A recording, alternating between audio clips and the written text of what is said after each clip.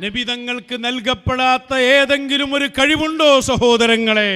ഈ അർശും കുർസിയും മുതൽ ചന്ദ്രനും സൂര്യനും ഭൂമിയും ആകാശവും എല്ലാ ഗോളങ്ങളും ആർക്ക് വേണ്ടി പടക്കപ്പെട്ടതാണ്?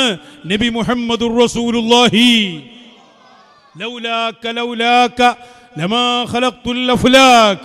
നബിയെ, അങ്ങില്ലായിരുന്നുവെങ്കിൽ ഈ ഗോളങ്ങളെ നമ്മൾ പടക്കുമായിരുന്നില്ല, സൂര്യനെ സൃഷ്ടിക്കുമായിരുന്നില്ല. ആദൻ നബി അലൈഹിസ്സലാമിനെ പടച്ചു വെച്ച് ആദൻ നബിയോട് അല്ലാഹ് സംസാരിക്കുന്നത് ലൗലാഹു ലമാ ഖലഖ്തുക എന്നാണ്. ആ ഹബീബില്ലായിരുന്നുവെങ്കിൽ ആദം, നിന്നെ ഞാൻ പടക്കുമായിരുന്നില്ല. മാത്രമല്ല അല്ലാഹ് തന്നെ കുല്ലുഹും യത്ലുബൂന റിളായി വഅന അത്ലുബു റിളാക യാ മുഹമ്മദ്.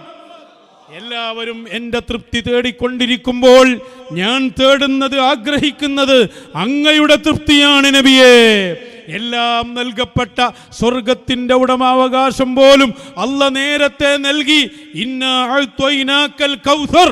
സർവാധികാരങ്ങളും സർവനന്മകളും സർവ ഖൈറുകളും എല്ലാം അങ്ങേക്ക് നൽകിയിട്ടുണ്ടെന്ന് പരിശുദ്ധ ഖുർആൻ പച്ചയിൽ വിളിച്ചു പറഞ്ഞ് ലോകത്ത് സമാനതകളില്ലാത്ത അധികാരത്തിന്റെ ഉടമാവകാശമുള്ള ഹബീബ് മുഹമ്മദുർ റസൂലുള്ളാഹ്.